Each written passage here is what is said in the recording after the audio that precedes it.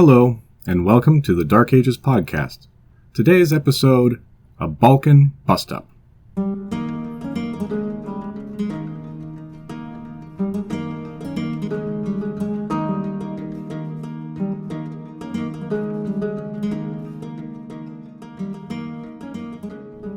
Now, obviously, I need to open today with an apology.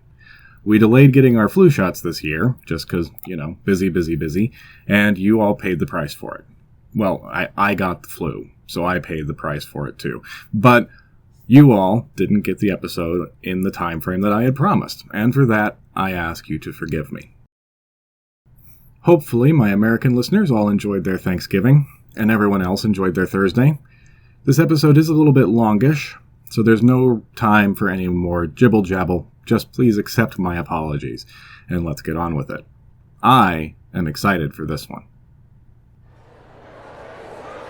And now, ladies and gentlemen, you've heard him mentioned in passing. He's been darkly hinted at in poorly executed foreshadowing, and he shares a name with not one but two rulers already discussed in this podcast. Please put your hands together for the Pannonian Punisher, the Avenger of the Amal dynasty, the Gothic godfather himself, Theodoric the Great!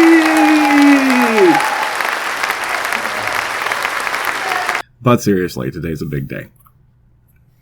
Today, we welcome to the stage one of the seminal figures of the post-Roman reality, Theodoric the Great, also known as Theodoric the Amal, who became king of the Pannonian Ostrogoths in 471 and then ruled in Italy from 493 to 526, and at the height of his power controlled the greatest territory in Western Europe. He never claimed the title, but through his diplomatic letters it is clear that he considered himself equal to the emperor in Constantinople, and his influence was felt and his opinion sought all over the continent. His reign and life are so big and important, it's going to take well more than one episode to cover him, and we will be referring back to him for many episodes after that. Today, I'll deal with his early life and the world he grew up in, and how he became king of the Ostrogoths, and the tortuous political roads that would eventually lead him to Italy and immortality. By necessity, this is going to be an episode constructed mainly out of digressions. There's a fair amount of setup needed to get Theodoric from his birthplace somewhere in Hungary onto the throne of Ravenna, and some of that setup will involve Byzantine politics, literally, and we've already gotten a taste of how that all goes. Nesting digressions, in other words, wheels within wheels. Hopefully it will all make sense in the end. To mark digressions and give a little organization to this thing, I have come up with this. Please welcome the drums of digression. Hopefully that is helpful and not annoying. To start with, I want to talk about sources. Theodoric's legacy is so important because he had what Odoacer did not: a flair for propaganda. Theodoric was a patron of historians and philosophers who would shape the perception of his reign. Most notable of these for our purposes is Cassiodorus, who wrote a history of the Goths, which Jordanes would summarize for us later, as well as collecting many of Theodoric's diplomatic letters. But as you may have already guessed, Cassiodorus is not an unbiased observer, and in the case of his history, he had a very specific goal, which was then transmitted to us through Jordanes. I'm always worried that I'm not being clear about this, by the way, so momentary digression within a digression. Will not do the drums right now. The historical work that I refer to constantly, The Origin and Deeds of the Goths, or the Getica for short, by Jordanes, is a brief summary of a much larger work by Cassiodorus, which was written a generation earlier. Jordanes, in his introduction to the Getica, notes that he only had a few days to work with the original, and was working from memory as he wrote. The original history by Cassiodorus is lost to us. It's obvious, from what's come to us through Jordanes, that Cassiodorus very much sought to establish an ancient and supremely noble lineage for his king and patron, and to present him as an equal to the Constantinian emperor and superior to all the other rulers of the West. The most thorough source for the early life of Theodoric is the unfortunately incomplete history written by a Greek in Constantinople named Malchus of Philadelphia. Of his 54-volume history, only 2 volumes have survived, and those because they were compiled in a textbook called the Constantinian Excerpts for use and education of emperors. For our purposes, though, the remaining volumes are, for the time they were written, amazing, quite thorough, and very chatty. Enough of that. Let's move on and talk about Goths and Huns some more. Yeah, I know. I have talked about Goths until I'm blue in the face, and from what you would get from this podcast, they certainly seem like a pretty peripatetic bunch. Come on, you can do better than that. A pretty peripatetic people. Better. But of course, for the vast majority of the time, I've been specifically talking about the Goths who followed Alaric and his dynasty, the Balts, out of the Balkans and into France and Spain via Italy. These Goths, the Visigoths, made up a tiny fraction of the people in Europe who spoke Gothic or thought of themselves as Gothic. There remained the Ostrogoths, who broke loose from the failing Hunnic Empire, who we've already heard about, and we'll be talking about more today. There were Goths that had lived in Thrace since before the Huns' coming.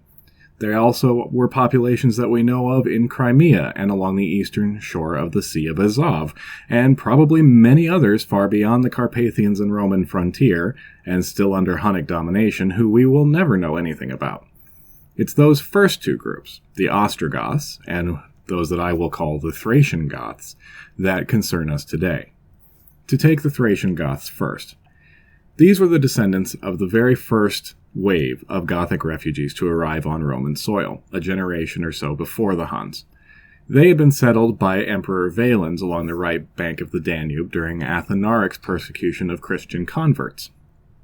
They lived in the standard arrangement, providing manpower to the Roman army in return for the right to stay and work the land and make a living. History, as the man said, is just one damn thing after another, and things were up and down for the Thracian Goths, but overall, their trajectory was up. So it came to be that after 100 years, there remained a now deeply rooted Gothic population in Thrace, under the leadership of a man named Theodoric. And that's unfortunate, because he's not the Theodoric that I introduced at the beginning of this episode. Theodoric as a name just means ruler of the people, so it was a pretty common name in aristocratic circles back in the day. Fortunately for us, this Theodoric also had a nickname.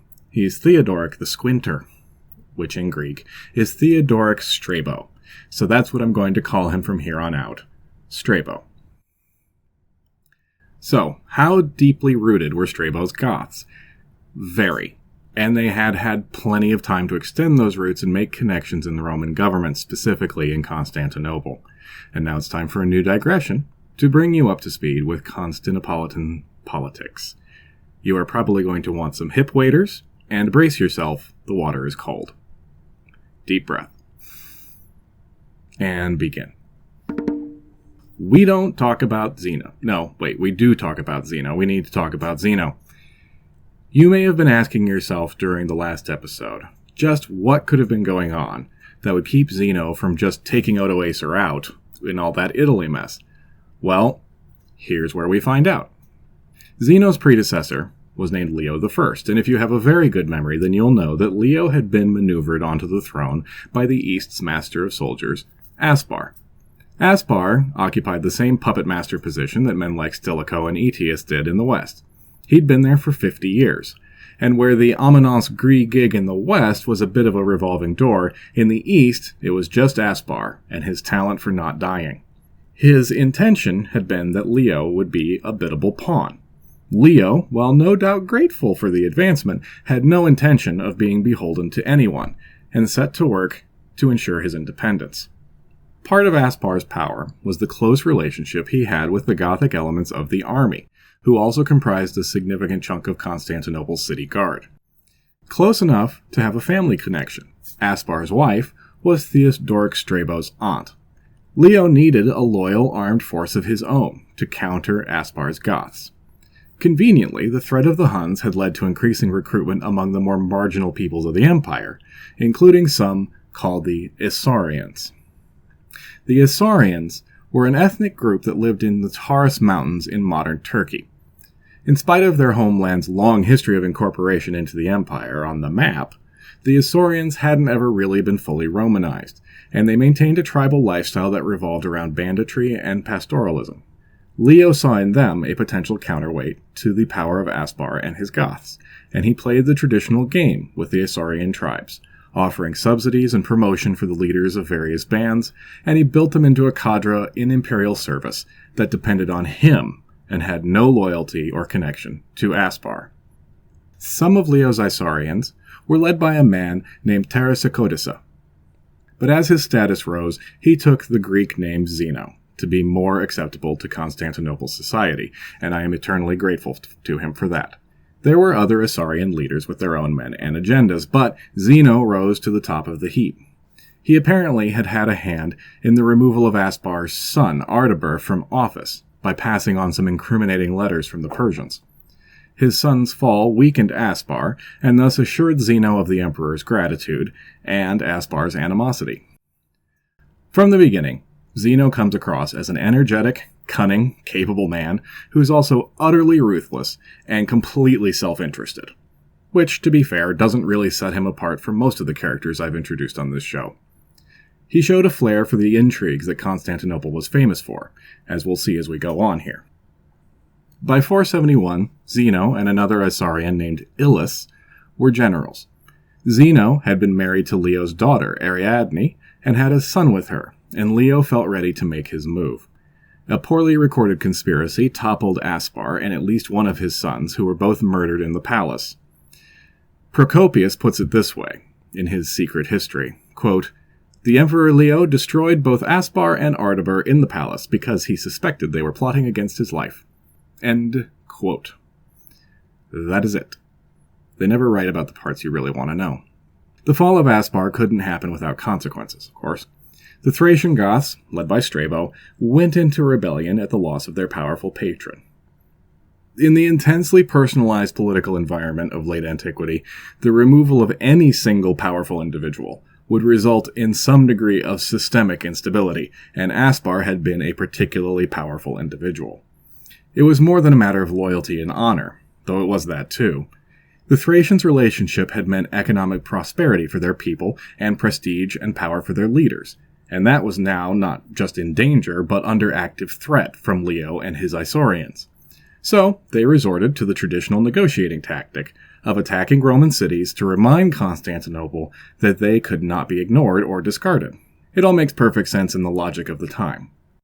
Equally logically, Leo sent Ilus and Zeno out to meet Strabo and deal with him, both militarily and diplomatically. There was, though, a cat who was about to insert himself in among these pigeons, and for that we need another digression. The largest band of Ostrogoths, who were liberated from Hunnic domination at the Battle of Nidau, were led by three brothers, Valamir, Theodomir, and Vidimir, with Valamir, the eldest, preeminent. Cassiodorus, via Jordanes, would have us believe that these three were scions of the ancient Amal dynasty, which had ruled the Greuthungi ever since they'd migrated down from the Baltic Sea in an unbroken succession. I, still wet behind my podcast ears, repeated that to you back in episode 1. That story is Horsepucky, ladies and gentlemen. Warm, herbaceous Horsepucky. It's part of that program I mentioned earlier to retroactively concoct a respectable lineage for Theodoric. First off, dynasties like that among a warrior culture like I've described ad nauseum are incredibly difficult to maintain for more than a few generations under normal circumstances. And the idea that the Huns, and especially Attila, would have allowed an ancient and powerful dynasty to remain ancient and powerful is profoundly naive. The preeminence of Valamir, Theodomir, and Vidimir was achieved the same way it was in every other Germanic warrior tribe, through marriage, maneuver, coercion, and occasionally murder. However they'd gotten there. In the 450s, the Amal brothers managed to grab a chunk of Roman Pannonia and pushed for a relationship with, and especially subsidies from, Constantinople. A treaty was eventually hammered out, grudgingly, on the Romans' part, which included continued occupancy of Pannonia and a subsidy of 300 pounds of Roman gold per year. In return, the usual military service would be forthcoming, as well as the delivery of Theodomir's eldest son to Constantinople as a hostage.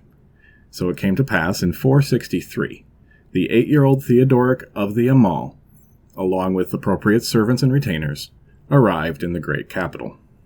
The taking of young noble hostages to reinforce treaties was accepted practice across the ancient world, and had been for a very, very long time. The implication being, of course, you keep up your end of the deal, and your young son will stay just as handsome as he is now. You don't, well, whatever happens to him really is on you, isn't it?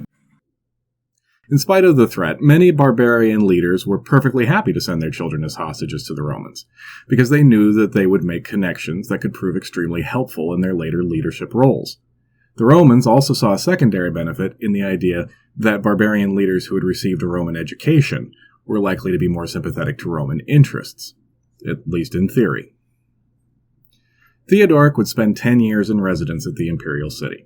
We have no detailed information about the time he spent there, but he certainly received the standard Roman education, which certainly informed his later work. Whether it had made him more sympathetic to Roman interests, all depends on how you look at things. While he was away, his people balanced in a precarious position. This episode brought to you by the letter P. Unlike their Thracian cousins, the Ostrogoths, which is what I'm going to call them from here on out, as opposed to the Thracian Goths, had no strong relationships with the Roman power structure, no deep connection to the land they occupied or the people on it, and a pile of neighbors who varied in their military strength but were all equally hostile to the Ostrogoths. Valimir kept things together, but it wasn't easy, and the inevitable tensions between the three brothers made things even more difficult. Things became even more unstable with the death of Valimir. The eldest of the Amal brothers had had no children of his own, so Theodomir assumed the mantle of leadership. And at about the same time, Theodoric returned from his sojourn in Constantinople. Whether he had been sent for by his father, or the terms of the treaty just always stipulated he would be returned after 10 years, it was certainly fortuitous that he was on hand to bolster his father's position, as well as place himself in the line of succession. He had come with a strong education, youthful energy, and a head full of ideas.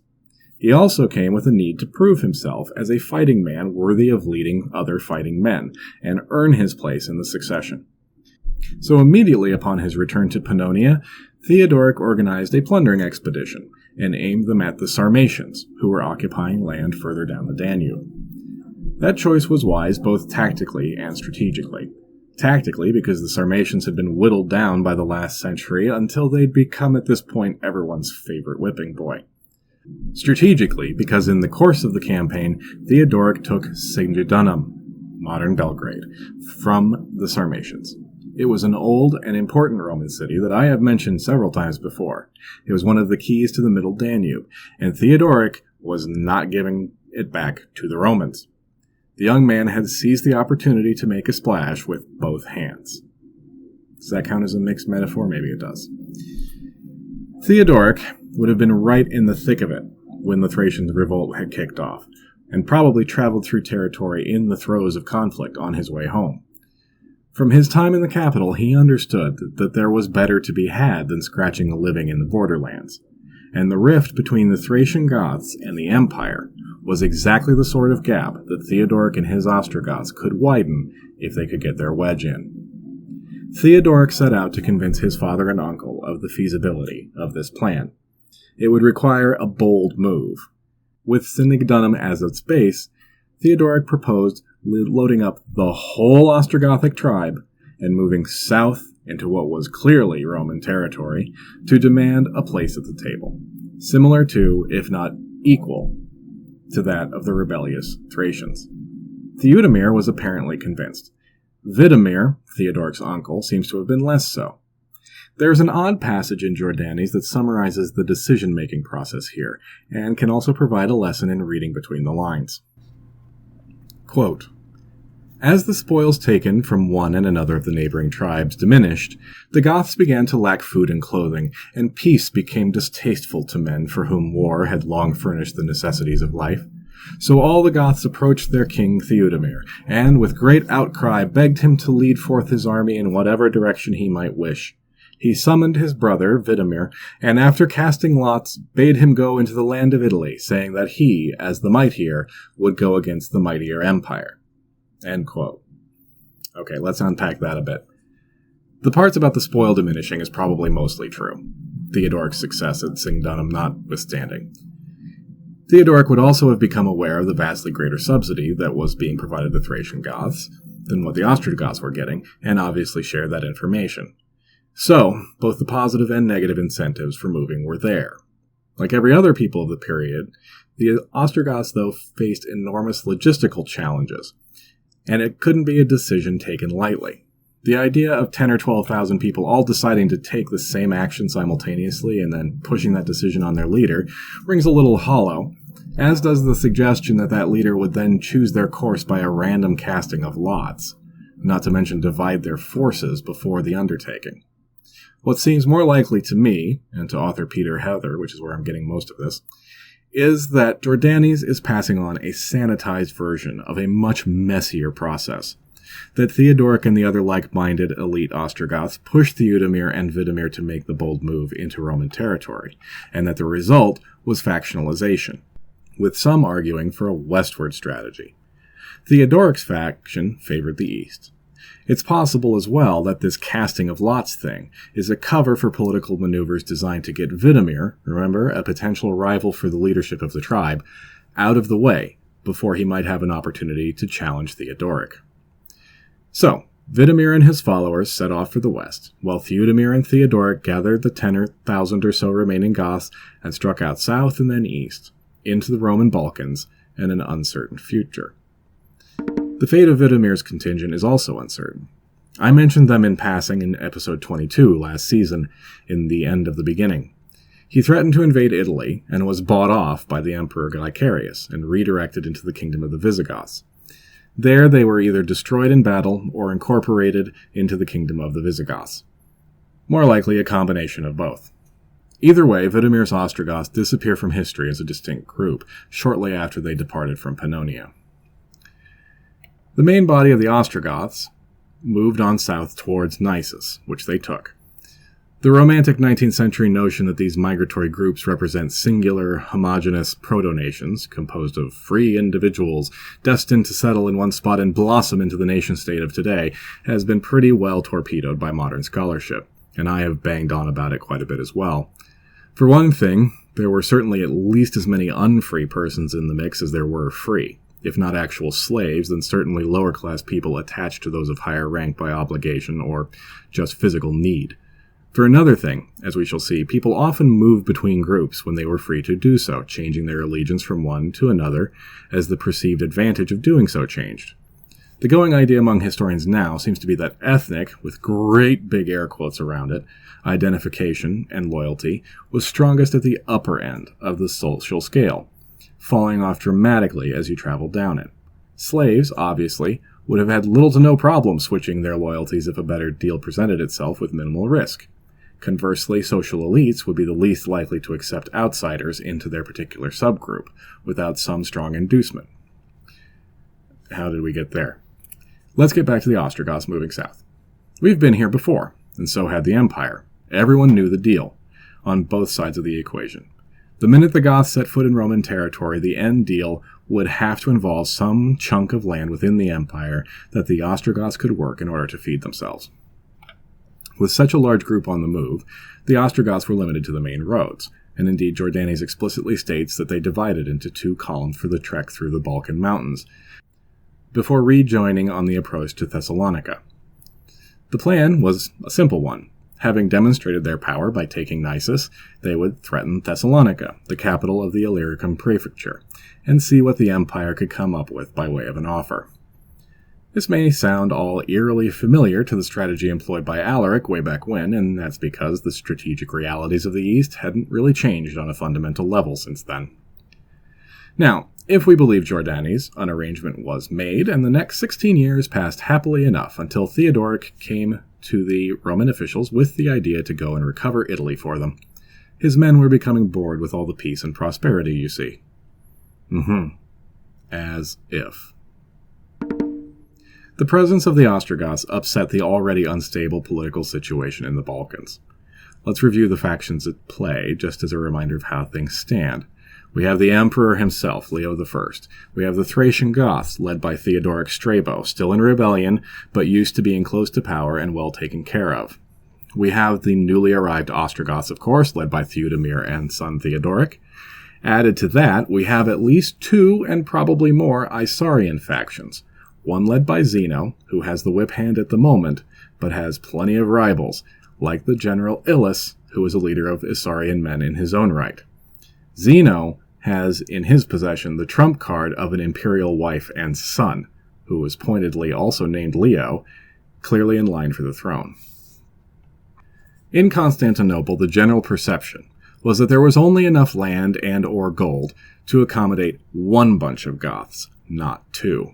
It's possible that really there was only enough political will to accommodate one bunch of Goths, but that's 6 of one and half dozen of the other, really. And really, even if somehow it had been possible to find an arrangement for both Goths within the empire, their interests were so at odds they probably would have fought anyway. That is what Jordanes was either too embarrassed or too uninformed to report. 16 years of Goth-on-Goth action in the Balkans. Fortunately, Roman sources, chief among them Malchus of Philadelphia, happily relate the back and forth. The official tasked with negotiations was the prefect of Illyricum, responsible for all of the Balkans west of the Suxi Pass, a man named Hilarianus. He stalled long enough for Leo to gather forces to march west and put counter-pressure on the Ostrogoths, who accepted a deal where they would be billeted in several towns in Euboea and Macedonia. But these troops, being taken away from Thrace by Leo, gave Strabo a free hand. He moved with impunity between the cities of the Thracian plain, burning Philippi's suburbs and laying siege to Arcadiopolis. It didn't take long for Leo to call it quits and make a deal toward the end of the year 473. The Thracian Goths were returned to their most favored federate status, with the 2,000-pound subsidy reinstated and Strabo named Magister Militum Praesentalis, master of the soldiers in the imperial presence. There was also the interesting stipulation, reported by Malchus, that Strabo was to be recognized as the, quote, sole ruler of the Goths, and that the emperor should not give admission to anyone who wished to enter his territory, end quote. Strabo recognized the game Theudemir and Theodoric were playing, and he put his foot down hard on his own patch. The position of pet Goth has already been filled, thank you. Don't let the door hit you on the way out. The Ostrogothic gamble appeared to have failed. The massive subsidy agreed for the Thracians precluded any similar gift to the Ostrogoths, and a lifetime spent as guests of grumpy Macedonians wasn't what the men and women who had made the long trip south had had in mind. More trouble was inevitable. A series of deaths the next year accelerated things. First, in January of 474, Leo died, age 73, to be succeeded by his grandson, the 7-year-old Leo II. It evidently did not come as a surprise, since the younger Leo was crowned the very day his grandfather died. On February 9th, Leo crowned his father, Zeno the Isaurian, as co-emperor. It was a pretty impressive rise for a bandit warlord from the sticks. He couldn't have expected an easy time of it, but his position was dealt a potentially fatal blow when Leo II died in November of 474. There's no suspicion of foul play here. Leo was the victim of the horrifying child mortality rates of the ancient world, which took no notice of social class. Absent the legitimacy granted to him by his son, who after all was the child of an imperial princess, Zeno found himself on the head of a pin, with the traditional power centers of Constantinople, the Senate, church, and bureaucracy, not terribly well disposed toward the imposition of this barbarian. Soil was added to the garden, and the plot thickened. The beneficiary of that plot was a man we've met before, Basiliscus, who had so badly bungled the naval campaign against the Vandals he'd had to hide from the mob when he'd returned to Constantinople. He had worked his way back into the city's good graces, and as brother of Leo's widow, was much better placed than Zeno to make a play for the purple. Strabo, naturally opposed to Zeno because of, everything, threw his weight behind Basiliscus, as did the other Isaurian general, Ilus, and so Zeno was forced to flee to the mountains of his homeland. Basiliscus was then crowned emperor in January of 475. Are you beginning to see why Odoacer was able to act freely over in Italy? Zeno holed up in his fortress in the Taurus Mountains, besieged by Ilus. We don't know exactly where it was, but all of the fortifications of the region are classic impregnable ramparts on an unclimbable crag kind of things, and it is clear that Ilus would have had his work cut out for him. Basiliscus had the throne and the diadem, but couldn't rest easy with Zeno still at large, and his concerns rose as news arrived from Macedonia. Theodemir had died in his mid-40s, and with no other candidates on hand, leadership of the Ostrogoths passed smoothly to Theodoric, still in his early 20s. Theodoric managed to contact Zeno, promising him support in return for considerations if he was returned to the throne. Zeno, of course, agreed, and the Goths packed up again and headed east, onto the Thracian plain and into the storm. The effect was to keep Strabo distracted and unable to come to Basiliscus's aid as events took another turn. Ilus had been hanging around outside Zeno's fortress for nearly a year and getting a little antsy, when he had the good luck to capture his quarry's brother, named Longinus. You would think that this would be bad news for Zeno, but here's the thing. Having Longinus as a hostage meant that Zeno would likely stick to any deal he made with Ilus, and he would probably be willing to make a better deal than Basiliscus would. The switch was flipped, and Zeno and Ilus combined their forces and marched on Constantinople against the suddenly exposed Basiliscus. Did Basiliscus panic? Yes, he did. But he wasn't out of options just yet. He sent out the last forces he had available to meet the two Isaurians, led by his nephew, named Armatus. Thing is, Basiliscus had sons to succeed him. Zeno did not. And so Zeno offered Armatus a pile of honors and a promise to make Armatus' son, Zeno's, successor. Armatus was hooked, line and sinker, and he too turned on Basiliscus. It wasn't the most edifying display of familial loyalty, but it put Zeno back in the driver's seat. Basiliscus and his family were lured out of hiding with the promise that they would not be executed, and Zeno was as good as his word. They were instead exiled to Cappadocia and walled up in a cistern to starve to death. But they weren't technically executed, so there's that. Zeno returned to the throne in August, and thus had been on the throne less than a month when he received the embassy from Odoacer announcing the end of the Western Imperium. There was much to put in order, and Zeno was beholden to far too many benefactors for him to be comfortable. Zeno, you see, had a tidy mind, and this many kingmakers lying around is just too much clutter. One of them could be handled with minimal fuss. Armatus wasn't very well liked in the city, and so no one raised much objection when Zeno had him murdered. The man who did the deed, as it happens, was Hunulf, Odoacer's older brother, who had found a career in the corridors of the great city. The son, who was supposed to be made Zeno's successor, was ordained as a priest and so removed from consideration. Zeno would maintain his preference for this kind of underhanded but decisive action for the rest of his reign. That probably made Theodoric nervous, and the facts were that Strabo remained in control of about 13,000 fighting men, and that they still had to be reckoned with. Theodoric's force was about the same, and a clash seemed to be in the offing. Theodoric appealed to Zeno for the support he had been promised, but the emperor dithered, which didn't help Theodoric's nerves. As it happened, 476 and 77 were mainly given over to maneuver, with just a few skirmishes between Ostrogoth and Thracian, and nothing decisive. Then in 478, Zeno moved in favor of the younger of the Goths, and Theodoric was instructed to bring his army closer in towards Adrianople, there to meet other units that were to be attached to his, along with various town garrisons. Theodoric's total command would thus be swollen to some 50,000 troops, more than enough to put down Strabo and the Thracians for good. That was the plan that was presented to Theodoric, anyway.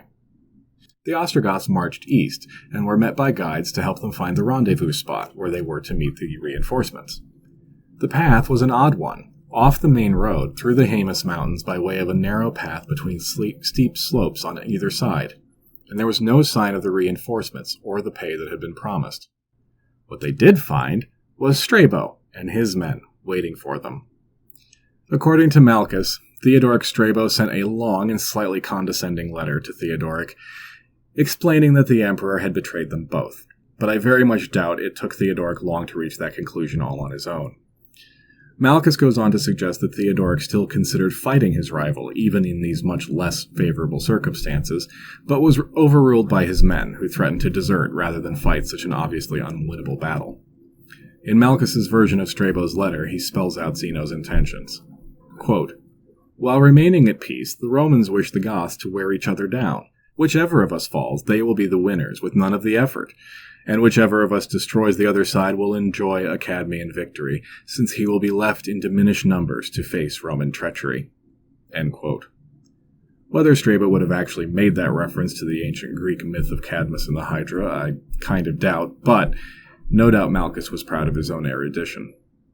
The result was a Gothic armistice. The two Theodorics agreed that each would make whatever deal they could with Zeno, but they would not fight each other. Zeno wasn't an idiot, and he knew the Goths weren't either, so he likely understood that this was a possibility. He had gathered the armies that he'd promised Theodoric, and he probably promised them to Strabo too, and had intended to use them to mop up whatever remained of the inter-Gothic battle. But they were still sufficient to take on either of the two Theodorics if he could get them separated. But Zeno had overreached himself back home, and chickens were coming home to roost that would prevent him from putting the Gothic problem to bed. It seems that Zeno had been trying to tie up every loose end all at once in 477 and 478. Ilus, the Isaurian general, and the other key player that had put Zeno back on the throne, survived an assassination attempt in 477.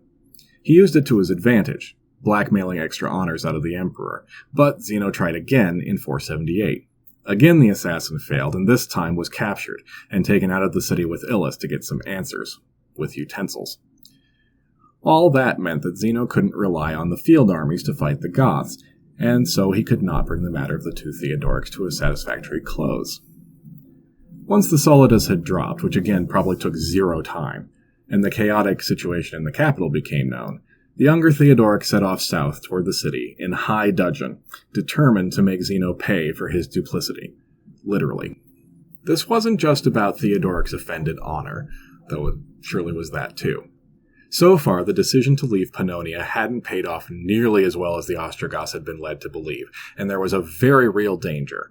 If Theodoric did not find a way to deliver soon, his men would abandon him, either going over to join Strabo, as some already had, or finding some other third option that seemed to have a better chance of producing the wealth and stability that they were looking for. Zeno decided that since Strabo was slightly less hacked off with him, that he would do a deal with Strabo, and offer the Thracian whatever he wanted to make things right.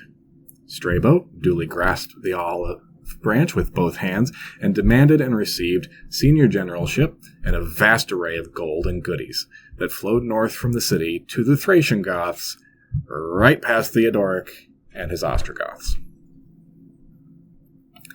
Knowing that the Theodosian walls made direct action against the city unwise at best, but still needing to vent his feelings of disgust, betrayal, and rage, which were understandable, Theodoric decided that he would take it out on the poor citizens of the southern Balkans. He turned his force around and worked his way slowly westward along the Via Egnatia, sacking major towns all along the way. The marks of his rage are still visible in the archaeology of Philippi and Stobi. Once he was a little calmer, he picked up the pace and made a dash across the mountains to the coastal town of Epidamnus, which is modern Duresh in Albania. He somehow tricked or bribed his way into the city and took possession in the summer of 479.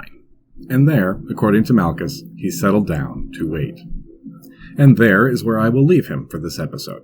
It's not quite as far as I had hoped to get, but this is getting a bit on the long side. Thank you all so much for listening.